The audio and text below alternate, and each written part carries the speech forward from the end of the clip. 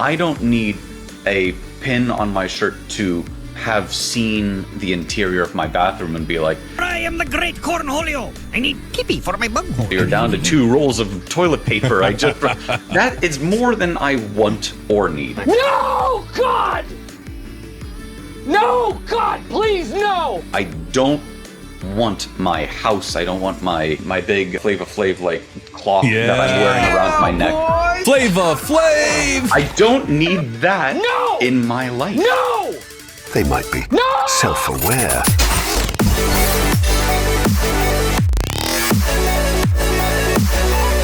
And another thing.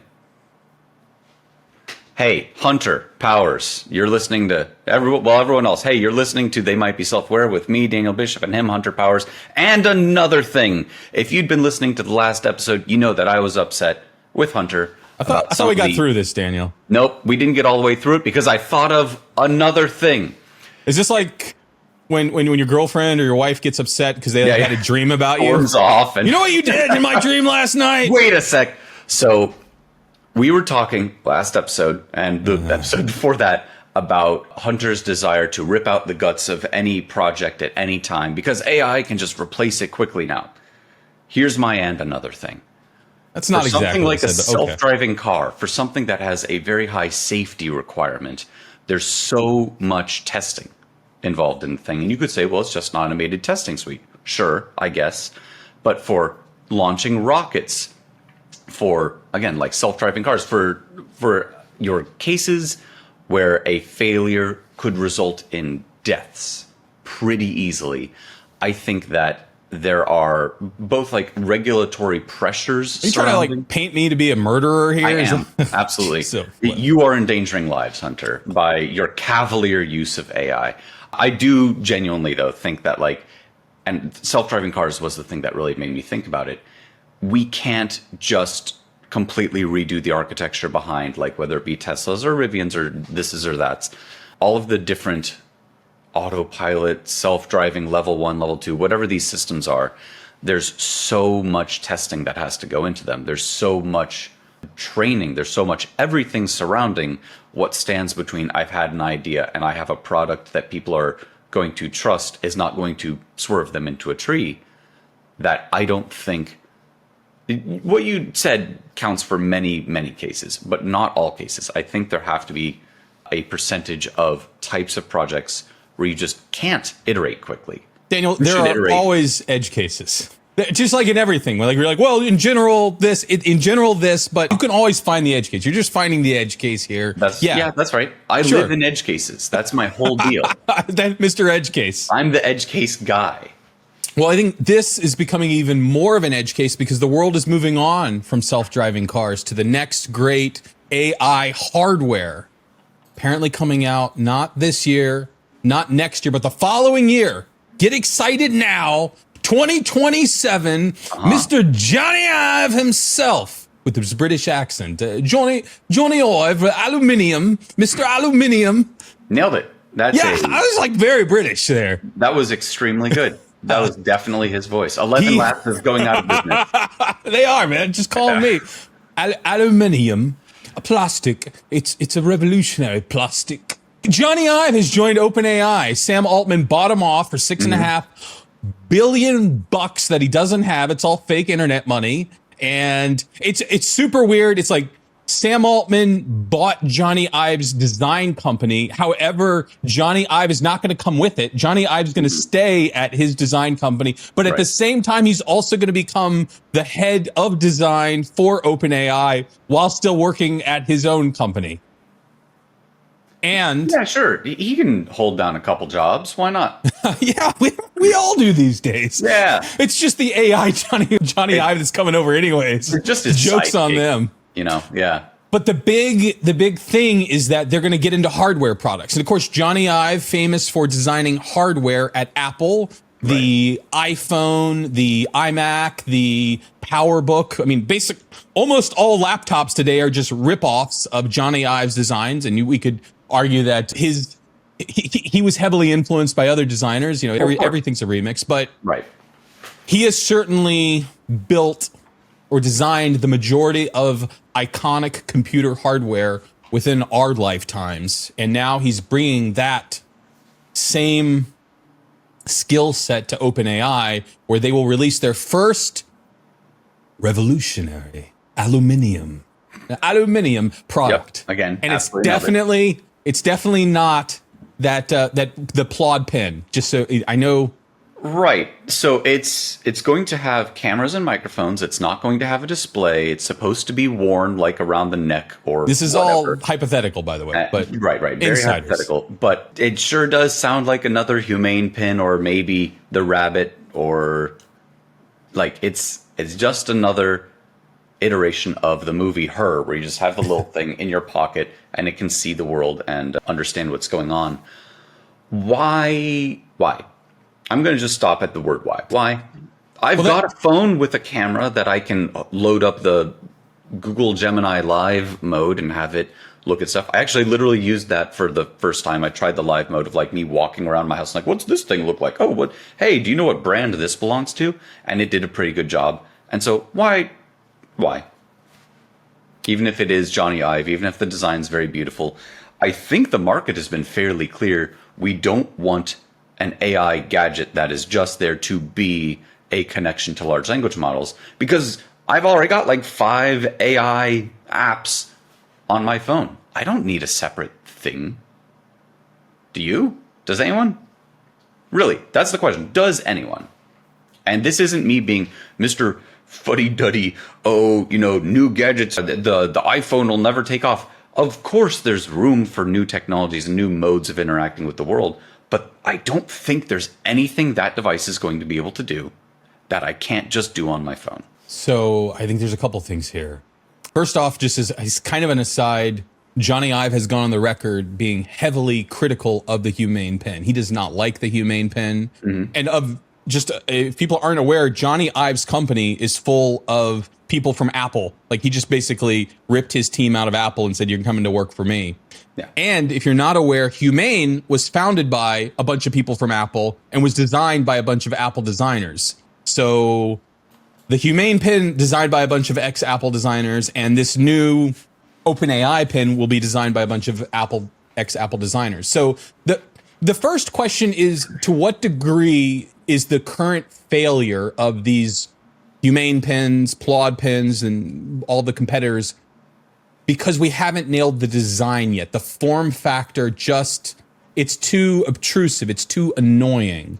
You've used this more than I have. How often are you using the Plod pen, and how much is it the design that keeps you from using it 24/7?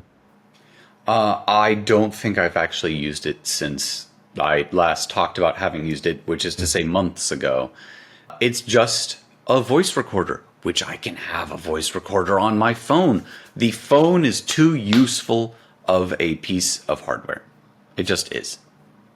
I genuinely don't think that we need a separate, completely different piece of hardware for this.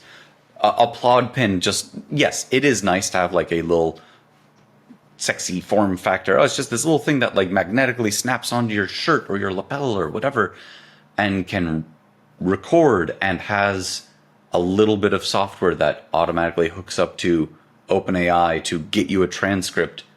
Shoot, there's nothing there, again, that anyone else couldn't do, or that a bunch of apps don't already do for you.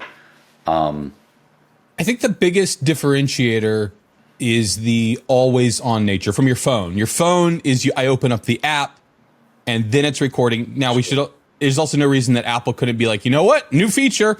It's revolutionary. Now your phone can be recording you all the time. Just enable the setting and, they have the wake phrases already for your hello device. But I'm assuming that this Johnny Ive pendant will have the capability to just always be on, always listening. I'm assuming you'll be able to disable that and activate it when you want to, but that it will be designed from the mindset of there's this device that's just always capturing context, which will help improve anytime that I converse with the AI. And potentially, here's we could argue that, anyone could do this, but here's the thing that I think could be a differentiator. If it's listening and it's actively making my life easier without me telling it to do anything. You know, it realizes because of my conversation that, oh, I'm running low on this, and it orders one of those. And I said that I'm thinking about going to Colorado in 2 weeks. And so it proactively went out and found some tickets and set that up. And so when I do go, like, oh, I'm looking for Colorado. Yeah, I've already planned everything out for you. And here's like four restaurants, just like one click tap to if you want a reservation there. If you imagine, again, like an assistant always listening in and trying to get ahead of everything that you ask for. Some things they'll do automatically. Other things, they're just there sitting and waiting.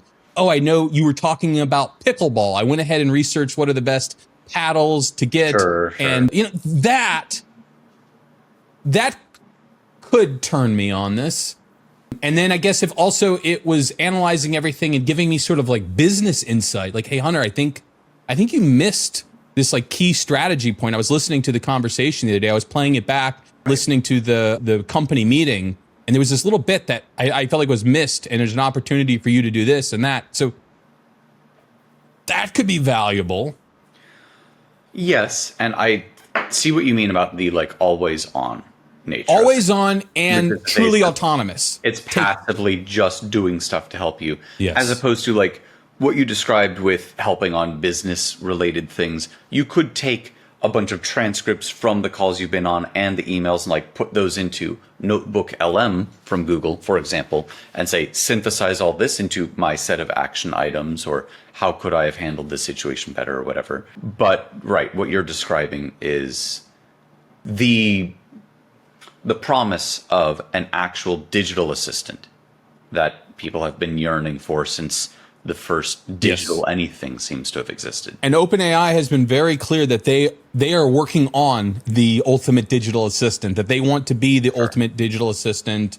There were some other stories about early next year, we're going to see this for the first version of this ultimate digital assistant mode, separate from this hardware, which isn't even coming next year. It's coming the following year. Now, if that's coming farther down the line, I want to talk actually about, it's one of my favorite companies. I keep bringing them up. It's Anthropic. They just beta launched. I don't have access to it, and I'm not bitter about it at all. A voice mode for Claude. Now, there's an advanced voice mode for OpenAI and their ChatGPT app, or just chat app, whatever. And I've used that, and it's good. It's nice to talk to it as a voice that definitely isn't Scarlett Johansson. And Claude now has a voice mode. What I like about it is that in the demo that they showed, it isn't just a voice that you're talking to back and forth. It will show you insights on the screen as you go. It's hooked up to your Google Workplace. So it's got Gmail. It has your calendar built into there. It's got Docs. And so in the demo that they give for this, again, I would have tried it out myself, but I don't have access yet. Anthropic shows, hey, what's my first meeting? And it shows like drop off the kids at school. And oh, by the way, your first work meeting is this at this time. It just like happens to know, probably from what calendar it came in from, that this was a work meeting coming up. That was a nice little thing. Oh, great. Are we going to have the meeting notes from this person for that meeting? It doesn't look like there's anything in your Google Docs. I just checked, but I can draft an email to that guy to follow up. Yes, please. And like, that really is a lot of what you were just describing. It's not always on. It's open it up and turn the thing on. But we are getting very much toward that digital assistant. Perplexity has one too. I don't know if you've seen theirs at all. Yeah. So, right. More of these kinds of capabilities are coming online from all of the major players. And sort of back to Johnny Ive's mythical alleged... I need a British accent, Daniel. Nope. Pin that's going to be coming out. Nope. Johnny Ive's attempt that we're going to see someday, that's definitely not the Humane pin. I don't think that I want something that's on all the time. Even though you could say, well, but it would be so beneficial to have it on for all of your business cases, and it happens to note that you were talking about a trip to Colorado or whatever. I don't need a pin on my shirt to have seen the interior of my bathroom and be like, so you're down to 2 rolls of toilet paper. That is more than I want or need. I don't want my house. I don't want my pendant, my big Flava Flav like cloth that I'm wearing around my neck. Flava Flav! I don't need that in my life. A digital assistant sounds great. One that I can say, hey, you are now also in this meeting. Take the notes, help set up follow-ups and message the other people as appropriate. Hey, take a look at my emails once a day and go through it and help me sort out the important stuff. Hey, I was talking with my wife earlier about this kind of dinner. Could you help me figure out a couple of recipes for it? I don't want it to say, I was listening to you and your wife talking earlier, and you said something about pasta primavera. I've got like 10 recipes for you. Do you want to hear? No way do I want that. That is way too intrusive. There has to be a point at which you say, hey, device name, activation phrase here. Yeah. It is now time for you to start looking and listening. And granted, you were sort of supposing it's an actual always on and that's the future of the like best digital assistant. I don't want that. I super duper don't want that. And also, good news for me, we're not going to get it. You know why, Hunter? No, I don't know why. Batteries.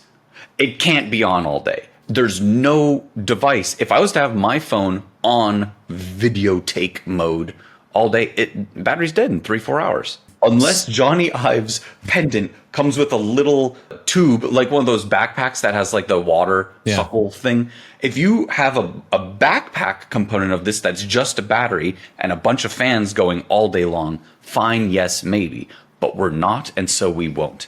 It won't be an all-day thing. It's going to be you press the button, it kind of looks like the badge from Star Trek or whatever, but it's not going to be on all the time. It's two things. Go on. First, in an ideal world, this would be all sort of on-device processing, and none of the data ever leaves your person, so that you feel comfortable that your personal life isn't just being broadcast directly onto Sam Altman's screen. That's of course not going to happen. But hypothetically, what could happen is that it has some degree of on-device processing, such that, for example, it can recognize I'm in a bathroom right now. I'm going to turn off. Also, I can recognize what was just said was like PII type information, or it was medical information, and I'm just going to go ahead and scrub that. It's never going to be sent to the servers.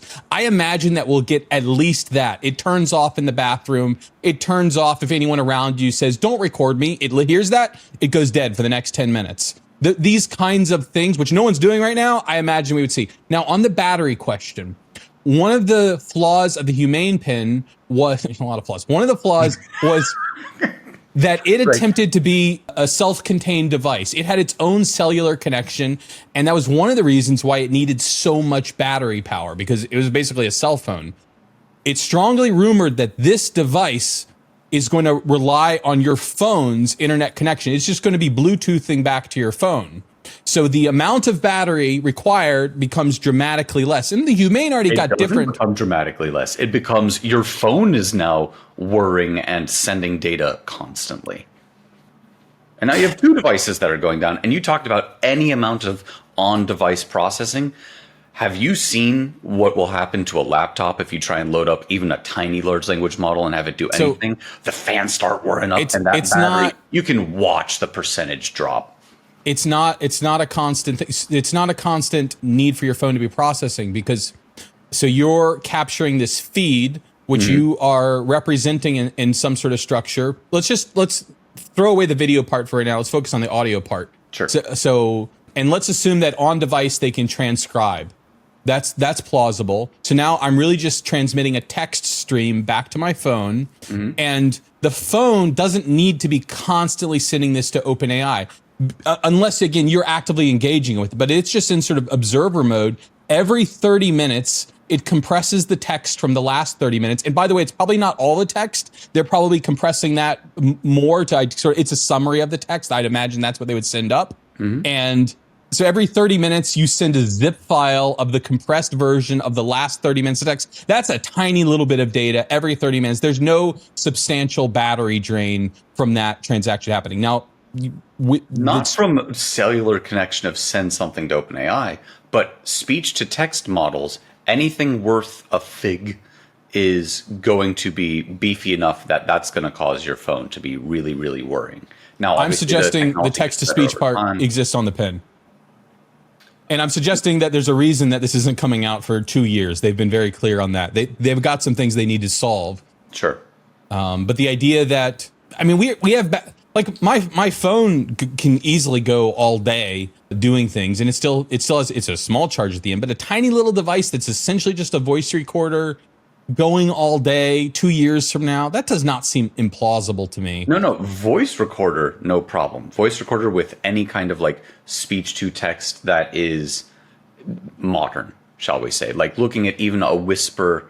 So for those not in the Wear, OpenAI has released a model called Whisper. It's a speech to text model. There's a bunch of variants of it. Even the little bitty ones are still beefy enough, not that it's going to not be able to fit like memory requirements on some sort of wearable device, but rather the processing power required to run one of these, let's call it constantly, makes battery stuff infeasible. Now, of course, I'm not a software or hardware, I'm not a hardware engineer. I'm not going to presume that this is not some sort of problem that can be solved, but if you and I are taking different sides of the fence and you say it's all day, I'm definitely on the not all day side of said fence. So the video side of things, that they're just going to send data off to your OpenAIs and your so on instead of do any on-prem processing. I think the assumption that it would be streaming video 24/7, it's not going to be doing that. I have the Meta Ray-Ban glasses, and yeah, they haven't changed a lot in the like 2-3 years since they came out, but they engage their cameras basically when you ask. You say, hey, what am I looking at? Or hey, start a video feed. So I'm imagining that, again, on device, it's looking for certain keywords or triggers that then turn the camera on because it thinks that, hey, it's sort of like a tool in an agentic model. Hey, AI, you have access to a camera if you want to look around. Right. And so in general, it will be off, or they'll come up with a very creative way where they're constantly capturing the last, let's just say, minute of video, but they're not doing any processing on it. And it's super power efficient because all it's doing is just recording, and it's separate. And they can also turn that off sometimes, but it has the ability to essentially look back. Hey, who was that just passed me, in 10 seconds ago? And and it's at least got the video footage that it could, and that's what we all do in the background all the time of like, I've got a working memory from what someone said a minute. Oh, yes, right. That was such and such. Now, you mentioned the Meta Ray-Ban glasses. Yes. I think Meta is going to start having some competitors. You remember Google Glass from like years and years ago? The glass holes. They're getting back in the game, maybe. The glass holes are back. Android XR. Were you a glass hole, Daniel? No, I don't think I ever even saw them. Really? I worked with one guy who was way into it, and I tried it once, but I didn't. Was it the future? I didn't inhale. Right. So Project Aura is a Google project. It looks like it's intended to be like translation or directions, maybe a Google Maps, just like a HUD up in your own vision. I could imagine something like this actually being really useful for the visually impaired, for example. But because they need a HUD in their glasses? Yeah. Well, no, this would probably be the audio coming out to them. Thank you. There are going to be some Android XR, X being, what did the X stand for? Extended reality. Yeah. So some new smart glasses.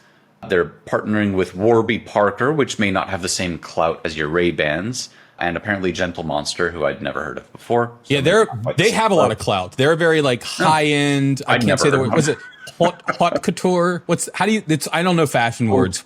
Yeah, that word. Maybe haute couture. Yep. They design like very high end. When you see celebrities and they're wearing like funky glasses, it's probably that company that made them. Well. So that actually is a real brand that they got connected. And of course, Warby Parker, super popular, direct to consumer. Mm-hmm. I feel like people will like that Warby Parker sells these. Right. And I am very intrigued, shall we say, of the near future where we're going to have these kinds of glasses be more ubiquitous. Whether it be Johnny Ive's not plod pin, not humane pin that people are going to be wearing, or glasses, which I feel like has more of a synergy to it. A bunch of people already wear glasses. Well, Apple's been very clear. Pointed where you're looking. Like, I think that has a lot of promise in terms of it's an extra piece of hardware that people are going to be willing to get and wear. And Apple's coming out with glasses too. This is basically confirmed. They're coming out with the self-driving car too. So they said years ago, and then right. That got killed. Yep. But this one totally not killed. I think what I would absolutely love is some sort of smart glasses with the little heads-up display in front of you with just translation, because that could really bring people together. One of the ways I've always described natural language processing, which is the field that I've chosen, and a lot of what just gets blanketed under AI these days is natural language processing. In my opinion, at its best, it is bringing people together. It's removing barriers to communication. It's getting people insights from a large amount of data quickly, etc. And being able to take someone who's in a foreign country and cannot otherwise communicate with whoever it is because they don't speak the native language, having live translations and maybe a tiny little speaker that can speak out can help reduce those barriers and help bring people together. I've used like a live translation back and forth mode on the Google Translate app on my phone before to moderate success. But I really, really like the idea of the Google Translate app also has a picture mode or like a video mode where you can hold it up over, for example, a menu in another language and it'll just translate the individual items. Seeing that in real life, just like through my own eyes, would be so immense of a game changer. If I'm like in Japan and need to, navigate through one of the train systems, or I'm in, France and I don't speak French and I want to look at a menu in a restaurant, whatever that ends up being. Can we get a French accent? Nope. I am not here for I look at the menu and it is in France. A fun mustache twist, but I'm not. I cannot understand this menu. I will put on my glasses. I did teach my 3-year-old when she was younger, so she was only 2 at the time, to laugh in French. And so I got a little 2-year-old girl to go, which is awesome. It was very, very funny. But no, I'm going to keep the accents for my D&D sessions. Thank you very much. Meta has the Ray-Ban smart glasses, which I still don't really know what amount of actual smart they have. It seems to just have a camera. I am very interested in what this. Well, they have access to the Llama AI models, which you can talk to. So you have the virtual assistant in your ear. But I have them. I had the first edition. I had the second edition. I wear them a moderate amount. Like they're my default sunglasses when I'm going around. However, and this is a big however, 99.9% of the time they're off. And they're fully charged. They're just off because glasses. They're just sunglasses. I have no need for the other parts of it. And also, I don't really want to have a conversation with the AI. Hunter, I think you might have just become self-aware about Johnny Ive's new Flava Flav necklace that we're going to have to wear. 99.9% of the time, you, a guy who has a whole bunch of gadgets that may not necessarily be used all the time, are not using the closest thing to what you just described as like, this is that glorious future for the digital assistant. You already have something really close to that, and you're saying, I think they should go full circle and come out with sunglasses that don't have any technology in them and just kind of blow all of our minds. We'll call them dumb smart glasses. Yes. Just like this show, a dumb smart podcast. You heard it here first, folks, right here. Live and in person. Well, I guess technically you're listening to a recording. Live recorded and coming straight into your hearts and your ears and your minds on this podcast. And Daniel, if they want more of this type of just incredible banter, accents, and insights. Banter, accents, and insights. I think how would they find it? How would they know when a new show came out? Are there any tips and tricks you could share? Well, you could subscribe to this podcast if you aren't already subscribed. You could. I think there's ways to give some sort of review for us, like a thumbs up, or we love comments. Yes. Comments. You could tell your friends about You it. would have to have friends, but yeah, if you do, or if you're on Meta, apparently they now have virtual friends, which we haven't talked about. So you could also tell your virtual friends. Everyone who listens to this surely is very attractive and has a lot of friends, I would say. I think that was a dig, but okay. No, you started with the dig. You said they have to have friends, and I'm saying they definitely have friends. No, you heard it here first, folks. From me, Daniel, not Hunter. You are very attractive and have a lot of friends. Well, until next time, because you have been listening to... They might be self-aware.